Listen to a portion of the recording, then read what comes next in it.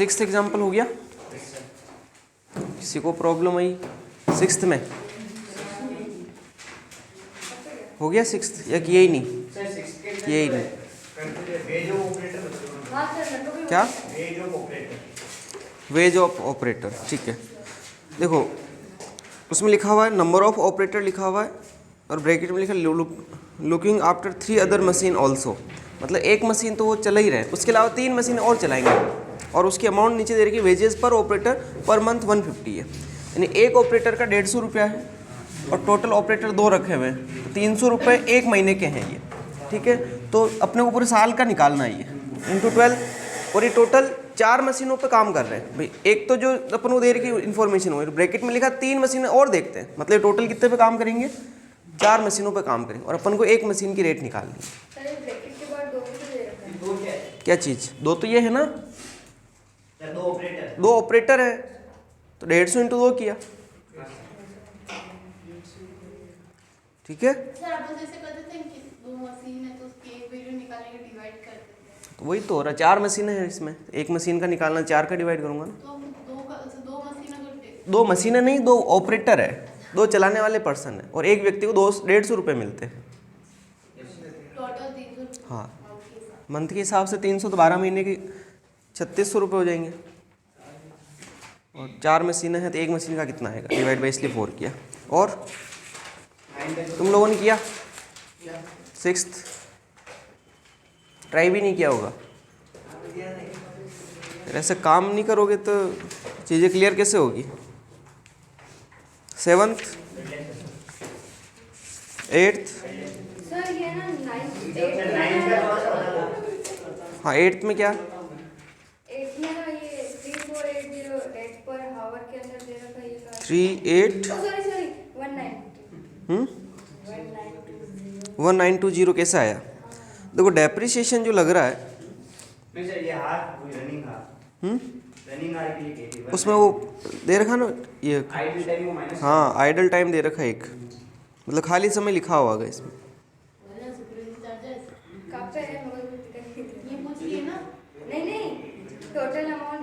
Last line लिखी है each machine remain idle for 20% of its normal running hours.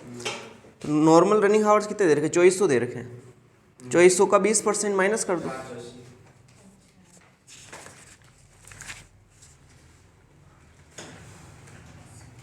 और 9th में depreciation की रेट अलग अलग निकाली होगी। चलो एक बार 9th question, example number 9। A machine shop contains 4 newly purchased machines, each occupying equal amount of space and costing respectively, है ना। मशीन की अलग अलग मशीनें अपन ने खरीदी है और सारी मशीनें जो है वो सेम स्पेस कवर करती है, मतलब सबके लिए बराबर बराबर जगह चाहिए। मशीन ए जो है वो 20,000 की है, मशीन बी 25,000 की, मशीन सी 30 और मशीन डी 40,000 की है। The following expenses are per annum of the machine shop.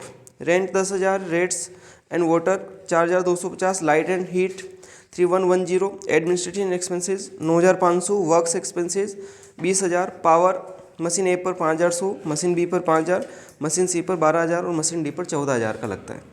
Calculate machine hour rate for each machine assuming 45 hours a week.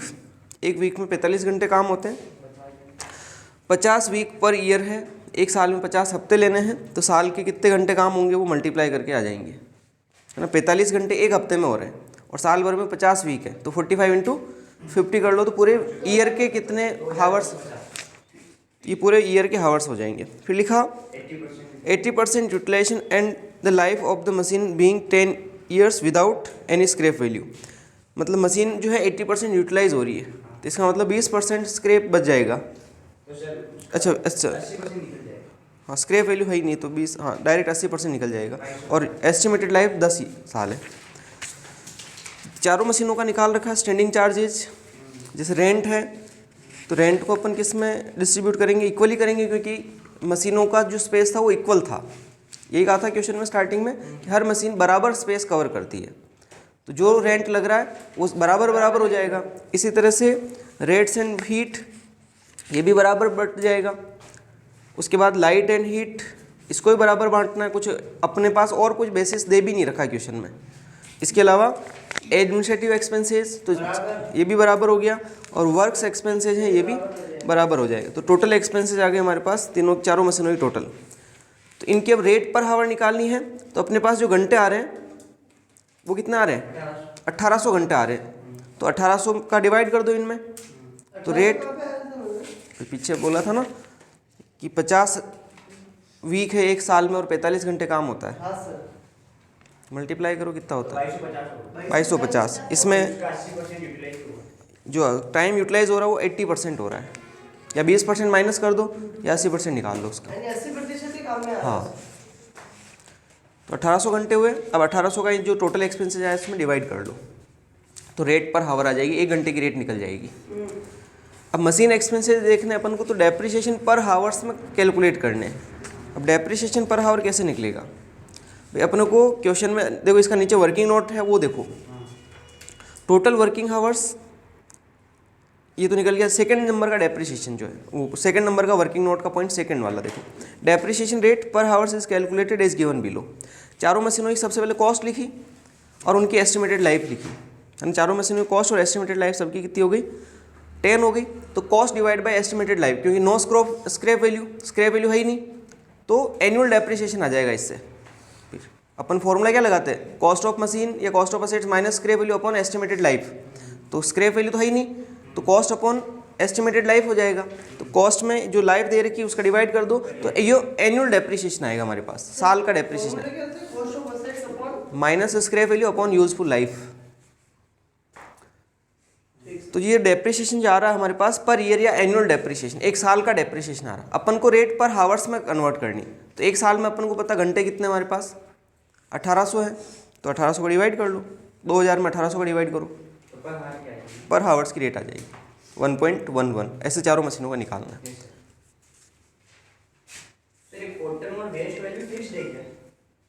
Cotton और वेस्ट वैल्यू ठीक है। अब हाँ, 1800 में 2000 का कितना भाग दिया सर? पर हावर्स रेट निकाल रहे हैं ना अपन, ये तो साल का वैल्यू आया, एक साल का डेप्रिसिएशन है। अपन को 1 घंटे की रेट निकालनी है, डेप्रिसिएशन में 1 घंटे, क्योंकि अपन मशीन हावर रेट पढ़ रहे हैं, तो ऊपर सारे खर्चे की रेट पर हावर्स में हो गया। अब मशीन के जो खर्चे हैं उनको भी रेट पर हावर में कन्वर्ट करेंगे। ऑयल मतलब जो लुब्रिकेंट्स का पार्ट है वो, मतलब वो जो कंजप्शन का ऑयल नहीं है, नॉर्मल जो रख रखाव के लिए ऑयल मेंटेन होता है वो। वर्क एक्सपेंसेस फिक्स है सर। स्टैंडिंग चार्जेस इनका तो एक बार इस रेट पर और निकालते हैं। हाँ, और इनका मशीन के साथ-साथ में निकालते हैं। हाँ, मशीन का अलग अलग सबका निकलता है। उसमें टोटल का निकाल दिया। हाँ, अब एक अगला टॉपिक दे रखा, setting and adjusting of machine for a job. इसका मतलब ये है, मैं टॉपिक लिखा नहीं रहा हूँ, डायरेक्ट एग्जांपल करेंगे अपन इसका, कि इसमें एक मशीन जैसे है तो वो मेन डिपार्टमेंट में या मेन जॉब में तो काम कर ही रही है, उसके अलावा कोई दूसरा सब उसका छोटा मोटा कोई दूसरा जॉब है उसको पे भी काम करती हो, यानी उसमें भी काम आती है, या उस मशीन से अपन कुछ दूसरा काम भी करते हैं, तो उस दूसरे काम की कॉस्ट कितनी होगी वो निकालनी होती है। इसमें मेन काम की इन्फॉर्मेशन तो अपन को दे रखी होगी, फिर उसके साथ दूसरा कोई जॉब होगा, जॉब नंबर दे रखा होगा, उसके ये खर्चे एक्स्ट्रा लग रहे हैं, तो उस जॉब की भी आपको रेट साथ में लेके फिर उसको कैलकुलेट करना है ना इसके अंदर। तो अपने एक एग्जाम्पल नंबर 10 है, वो देखो कैसे करना है। जो इसमें लिखा है, the following data are given in respect of machine number 101। जो मशीन 101 नंबर की है उसकी डेटा अपन को दे रखे। Total overhead to be recovered, उस पर टोटल खर्चे कितने लग रहे हैं, 36,000 के लग रहे हैं। मशीन वर्किंग हावर्स है 2000, मशीन कितने घंटे चलेगी, 2000 घंटे चलेगी। और सेटिंग अप टाइम है 10%, यानी मशीन को सेट करने का टाइम जो है, मतलब चालू करने में उसमें जो टाइम लगता है वो 10% टाइम चला जाता है। अब पहला पॉइंट अपन को लिखा, calculate machine hour rate treating setting up time as productive. जो सेटिंग अप टाइम है उसको प्रोडक्टिव मान के करें, तो इसका मतलब कोई भी आइडल टाइम नहीं है। जो 10% बोला था वो भी प्रोडक्टिव है, इसका मतलब कोई भी खाली समय नहीं है हमारा, यानी पूरे 2000 घंटे काम हो रहा है। तो अपन इसकी रेट पर हावर निकालेंगे तो 36,000 में सीधा 2000 का डिवाइड कर देंगे। जैसे इसका सॉल्यूशन फर्स्ट दे रखा, when setting and adjusting time is treated as productive time, तो अपन सीधा ओवरहेड टू बी एब्जॉर्ब दे रखा 36,000 और मशीन हावर्स जो है अपने पास 2000 है, तो 36,000 में 2000 का डिवाइड करेंगे तो 18 रुपये पर घंटे की रेट आ जाएगी। मशीन हावर रेट कितनी आ रही है, 18 रुपये प्रति घंटा आ गई। ये तो कब, जब अपन ने उस 10% जो सेटिंग अप टाइम था उसको अपन ने प्रोडक्टिव माना। सेकेंड पॉइंट में लिखा हुआ है कि अगर उसको अपन अनप्रोडक्टिव माने या नॉन प्रोडक्टिव टाइम माने तो इसका मतलब 10% काम हो ही नहीं रहा इसके अकॉर्डिंग। तो 2000 का 10% 200 रुपये, 200 हटा दो तो 1800 का डिवाइड करेंगे फिर अपन। तो सेकंड वाला जो पॉइंट दे रखा उसमें 36,000 अपॉन 1800 का रखा है, तो 20 रुपये रेट पर हावर आ रही है। ठीक है, ये तो हो गया। इसके बाद अब जो बी पॉइंट है इस क्वेश्चन का वो देखो, also show your working to recover overhead for job number A51। आपको ये कहा है कि ऊपर मशीन 101 का तो अपन ने निकाल दिया, जो रेट उसकी लग रही है अपन को, अब बोला कि इसी के हिसाब से आप जॉब नंबर A51 की भी कैलकुलेट करो। फिर आगे लिखा as per both the above rates, दोनों रेट के हिसाब से अलग अलग अपन को कैलकुलेट करके बताना, यानी कि 10% को प्रोडक्टिव मानते हुए और 10% को या नॉन प्रोडक्टिव मानते हुए अपन दोनों की उस जॉब नंबर A51 की कैलकुलेशन करनी। फिर आगे लिखा हुआ है जो जॉब नंबर A51 है उस पर मशीन कितने घंटे काम कर रही है, 50 घंटे उसमें लग रहे हैं। On this job of his 10% was spent in setting up and adjusting, और उसमें से भी 10% जो टाइम है वो सेटिंग अप और एडजस्टमेंट में चला जाता है। तो अपन को दोनों तरह से करना, ऊपर की दोनों जो रेटें थी उसके हिसाब से। तो नीचे जो बी पॉइंट दे रखा उसका सॉल्यूशन देखो, ओवरहेड टू बी अब charge to job number A51, कि जॉब नंबर A51 पे कितना ओवरहेड अपन चार्ज करेंगे। तो सबसे पहले मशीन पर घंटे कितने स्पेंड हुए, 50 घंटे, और एक फर्स्ट मेथड के हिसाब से जो रेट आ रही है अपनी वो कितनी आ रही है, 18 रुपये आ रही थी। तो 18 से मल्टीप्लाई कर लो, तो 50 × 18 900 रुपये का खर्चा लगेगा इस मशीन पे काम करने का। जो अपनी मेन मशीन है वो जॉब नंबर A51 पर अगर अपन लगाते हैं 50 घंटे के लिए, तो 1 घंटे की रेट अपन ने निकाल ली कि 18 रुपये लगती है ना।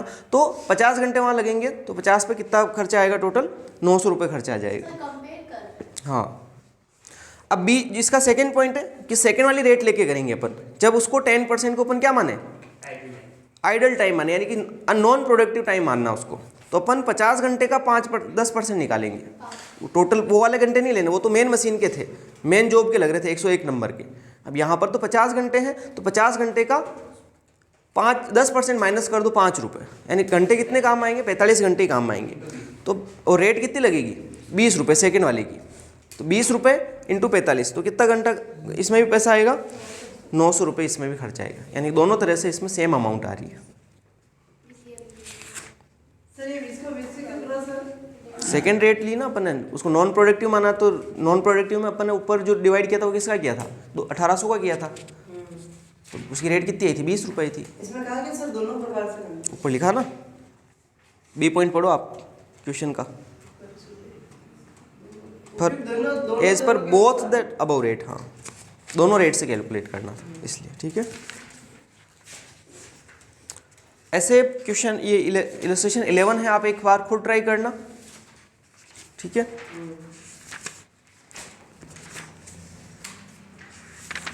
अगला टॉपिक अपन लिख रहे हैं अभी, मतलब ये आगे के जितने भी इलस्ट्रेशन आ रहे हैं 11, 12 और 13 तक, ये ऐसे ही है, इसी टॉपिक को लेकर हैं ये।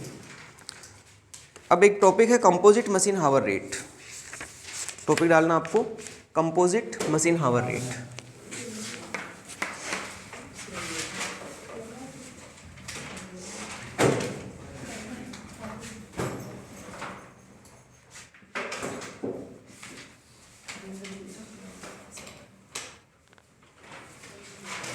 हिंदी में क्या है ये,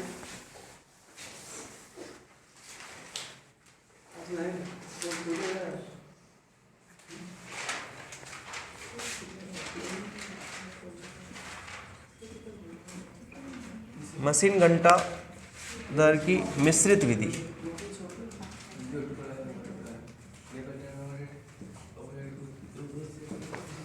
मशीन घंटा दर की मिश्रित विधि।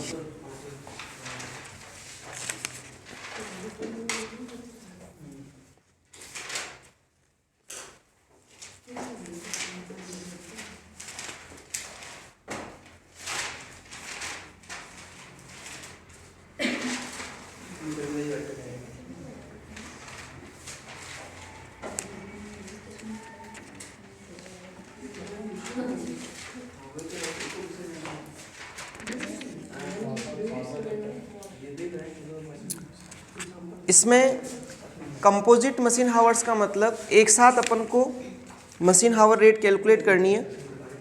तो तरीका वही है ज़्यादा कुछ चेंज नहीं है, वैसे ही चलेगा। इसमें जो टोटल वर्किंग आवर्स है वो एक साथ कैलकुलेट कर लेंगे अपन कि कितने घंटे काम हो रहे हैं। उसमें ओवर टाइम भी हो सकता है, अगर ओवर टाइम है तो उस घंटों को भी साथ में ऐड कर देंगे अपन, और अनप्रोडक्टिव है तो वो माइनस करके कितने एक्चुअल वर्किंग आवर्स हो रहे हैं हमारे वो निकालने एक तो, और बाकी वो स्टैंडिंग चार्जेस जैसे अपन एक साथ करते हैं, स्टैंडिंग चार्जेस को लेके फिर उनकी टोटल लगा के उनकी रेट पर आवर, और बाकी मशीन एक्सपेंसेस का जैसे अपन निकालते हैं वैसे ही निकालना है, ठीक है ना। एग्जाम्पल नंबर इसका 14 अपन अभी करेंगे, लिखना कुछ नहीं इसके बारे में भी, एग्जाम्पल नंबर 14 देख लो। 13 तक करना है सर। हाँ 14 number example, from the following data calculate machine hour rate simple and composite for a printing machine. Simple से भी और कंपोजिट से भी निकाल के बताना अपन को, दोनों रेट से अपन निकालेंगे। सिंपल तो अभी जो पढ़ते आ रहे वैसे ही है, और कंपोजिट जो अभी अपन आगे करेंगे इसके, दोनों मेथड से करना है।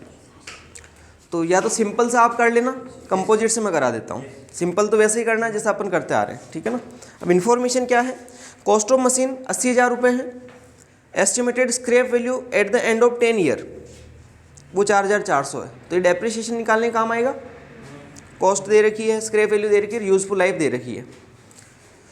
उसके बाद सेकेंड पॉइंट है expenses incurred in the month of March. March महीने में जो खर्चे हुए उसमें लिखा हुआ repair and maintenance 1260, printing ink है 1050, पावर 420 रुपये, कॉस्ट ऑफ सुपरवाइज़र या सुपरविज़न एलोकेटेड 200 रुपये है, rent and rates 420, insurance charges 480 और अदर फिक्स चार्जेस हैं 580 रुपये। Third point working hours for the month of March. March महीने में कितने वर्किंग आवर्स हुए, तो नॉर्मल आवर्स दे रखे 400 घंटे, मशीन सेटिंग अप आवर्स हैं 20, hours lost in machine maintenance etcetera 40। देखो सेटिंग अप घंटे तो 20 हैं, और मशीन को मेंटेन करने के लिए जो घंटे खत्म हो गए वो 40 घंटे काम नहीं हुआ, इसका मतलब बिल्कुल भी। Hours lost due to power failure 30, यानी लाइट चली जाने की वजह से कितने घंटे का पावर फेलियर रहा, 30 घंटे तक। और overtime hours to complete the job in time 60 घंटे का ओवर टाइम किया अपन ने। फिर fourth point hourly wage rate, normal wage rate 4 रुपये दे रखी है, ओवर टाइम वेज रेट 8 रुपये, और पावर फेलियर के टाइम पर 3 रुपये का वेजेस पे किया गया है। मतलब जो लेबर को अपन पे करेंगे, अगर वो नॉर्मल वेजेस काम करा तो उसको 4 रुपये देने हैं घंटे के हिसाब से, ओवर टाइम में उसको 8 रुपये देंगे, और पावर फेलियर के टाइम पर उसको 3 रुपये देंगे, क्योंकि काम तो हो ही नहीं रहा उसमें, फिर भी फैक्ट्री उसको पैसा दे रही है। इसका सॉल्यूशन जो दे रखा है उसमें सबसे पहले अपन वर्किंग आवर्स कितने हैं वो अपन कैलकुलेट करेंगे, क्योंकि अपन को रेट पर आवर्स निकालने के लिए वर्किंग आवर्स का डिवाइड करना पड़ता है। तो अपन वर्किंग आवर्स देखें तो टोटल नॉर्मल वर्किंग आवर्स कितने दे रखे हैं, 400 घंटे अपन को दे रखे हैं।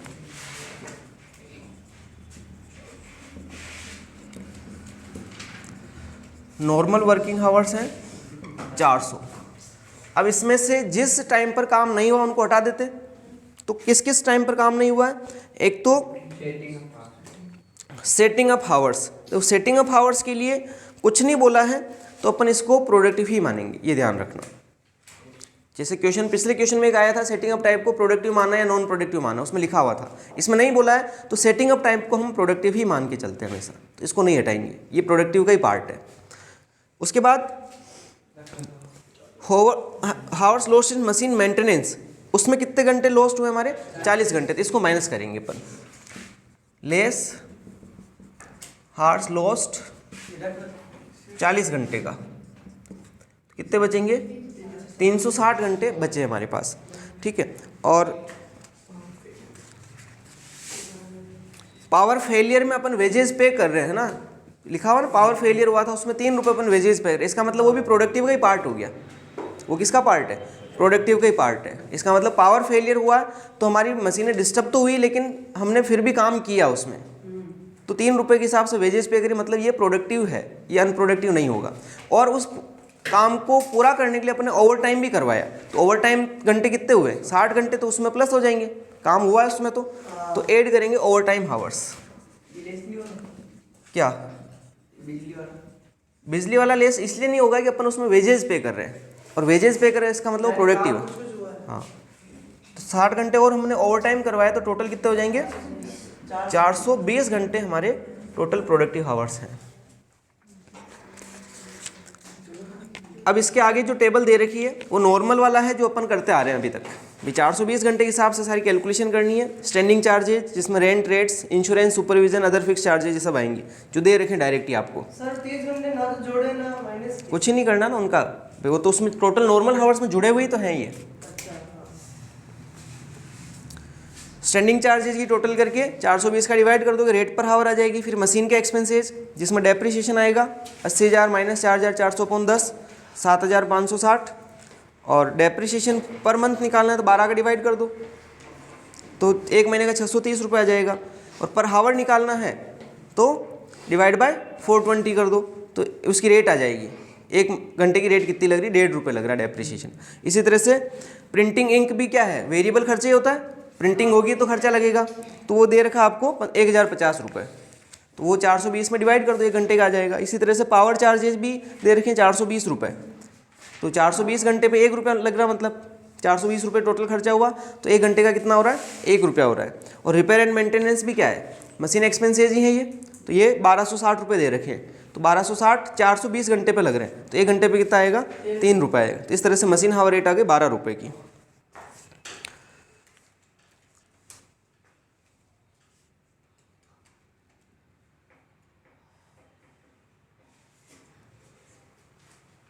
अब एक वर्किंग नोट देखो नीचे कि जो 30 घंटे पावर फेलियर था, है ना, वो एक तरह से हमारे हाथ में नहीं था, फैक्ट्री की गलती नहीं है एक तरह से, ना वर्कर की गलती है, वो एक तरह से एबनॉर्मल लॉस हो गया। नॉर्मल तो नहीं है, वो एबनॉर्मल लॉस है। तो उसकी जो कॉस्ट लग रही है वो कॉस्ट कितनी लगेगी वो निकालते हैं अपन। 30 घंटे काम हुआ और 1 घंटे की मशीन की रेट अपन ने कितनी निकाल दी? 12 रुपये निकाली है। अभी जो मशीन हावर रेट ऊपर जो आई, आंसर कितना आ रहा है? 12 रुपये आ रहा है ना। ऊपर की जो टेबल सोल्व करी उसका फाइनल आंसर कितना आया? 12 रुपये मशीन हावर रेट आ रही। मतलब 1 घंटे मशीन चलती है तो 12 रुपये का खर्चा आता है। तो ऐसे 30 घंटे मशीन नहीं चली तो 30 घंटे का खर्चा तो हमारे ऊपर ही पड़ेगा वो। तो 30 घंटे का 12 रुपये के हिसाब से कितना रुपया होता है? 360 रुपये होता है। और इस टाइम पर अपन ने वर्कर्स को वेजेज भी दिए। 30 घंटे जो काम नहीं हुआ है पावर फेलियर की वजह से या जो भी काम हुआ है तब भी हमने लोगों को पैसा दिया 3 रुपये के हिसाब से, तो 90 रुपये अपन ने और पे की। तो टोटल हमारा खर्चा कितना लग रहा है इस पावर फेलियर की वजह से? 450 रुपये। इन 30 घंटों का खर्चा है ये।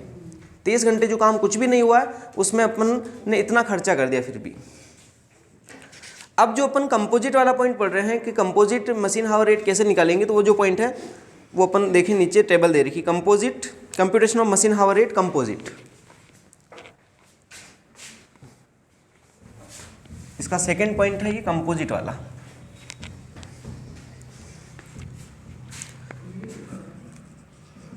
Computation of machine hour rate composite.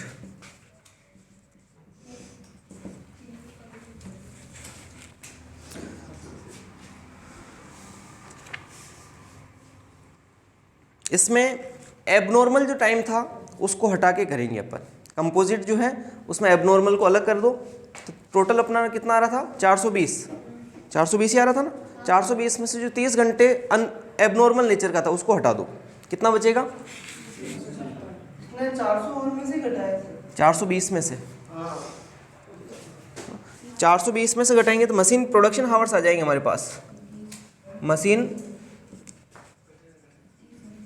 Production hours 420 में से 30 घंटे हटा दो, 390 घंटे एक तरह से अपन प्रोडक्शन कर रहे हैं। सबसे पहले इसमें लिखा नॉर्मल वेजेस। हम नॉर्मल वेजेस कितनी पे करेंगे? नॉर्मल वेजेस हमारे नॉर्मल घंटे 400 है, 400 ही हुए थे नॉर्मल घंटे। तो 400 घंटे के हिसाब से हम कितना पैसा देते? नॉर्मल वेजेस दे रही थी क्वेश्चन में 4 रुपये। भी टोटल खर्चा निकाल रहे हैं इसके ऊपर अपन की कितना पेमेंट हो रहा अपना। तो नॉर्मल वेजेस जो है वो कितनी देंगे अपन? नॉर्मल वेजेस 400 घंटे के हिसाब से देनी है अपन को, लेकिन उसमें से 30 घंटे तो काम हुआ ही नहीं, तो उसका तो अलग रेट से देंगे पैसा भी। 30 घंटे जो फेलियर था उसमें तो 3 रुपये के हिसाब से देना अपन को, और नॉर्मल के हिसाब से कितना देना? 4 रुपये देना। तो यहाँ पर जो 400 घंटे नॉर्मल दे रखे हैं उसमें से 30 घंटे तो पावर फेलियर का है, तो कितने बचे? 370 घंटे हैं नॉर्मल हो गए। अब इस 370 घंटे में अपन कितना रुपया पे कर रहे हैं? 4 रुपये पे कर रहे हैं। तो इसका खर्चा आ रहा है 1480 रुपये। फिर ओवर टाइम जो काम हुआ है, ओवर टाइम में हम कितना पैसा देते हैं? ₹8। 8 रुपये देते हैं। ओवर टाइम वेजेस हो गई 60 घंटे इंटू ₹8। कितना हो जाएगा ये? 480 रुपये। टोटल वेजेस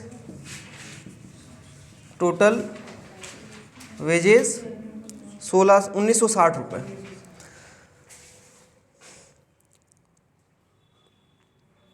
अब इसमें जो पावर फेलियर था उसको अपन ने साथ में नहीं लिया है, उसका अपन अलग से कैलकुलेट करेंगे। उसकी जो कॉस्ट है उसको ली नहीं अपन ने, कंपोजिट मशीन हाउस डायरेक्ट निकाल दिया। ठीक है,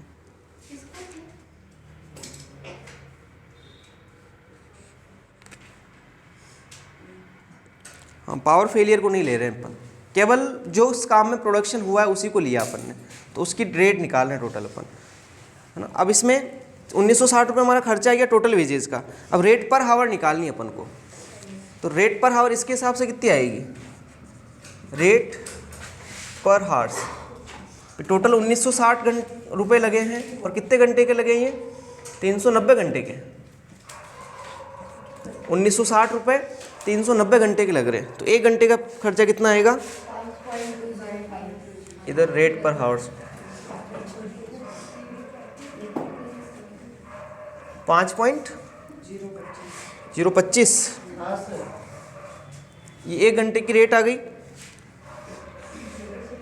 और नॉर्मल मशीन हावर रेट हमारी कितनी आ रही थी? सिंपल वाली 12 रुपये आ रही। उसमें ये खर्चे नहीं जुड़े हुए हैं, ये खर्चे उसमें थोड़ी जोड़े अपन ने, वेजेज वाले खर्चे कहीं पे भी नहीं जोड़े, ये वेजेज का अलग कॉन्सेप्ट आया है, तो उसको इसको मिला के अपन को कैलकुलेट करना।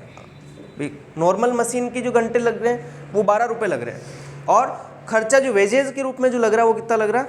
5.25 लग रहा है। तो टोटल मिला के कितना? कंपोजिट का मतलब वो वाला और ये वाला प्लस हो जाएगा। ऊपर वाले में वेजेज नहीं लिखते हैं, उसमें वेजेज नहीं है। इसमें नहीं है। हाँ, कंपोजिट जब कैलकुलेट करेंगे तो मशीन हावर रेट में फिर कंपोजिट ये वेजेस प्लस करेंगे। ये हो जाएगा अपने पास। अब नॉर्मल मशीन हावर रेट जो है हमारे पास, मशीन हावर रेट ये अपने आ रही थी 12 रुपये, दोनों मिला के कितने हो जाएंगे? 17.025। ये आ गई composite machine hour rate. Composite का मतलब मिश्रित, दोनों को मिला के टोटल इतनी रेट आ रही है। Composite machine hour rate.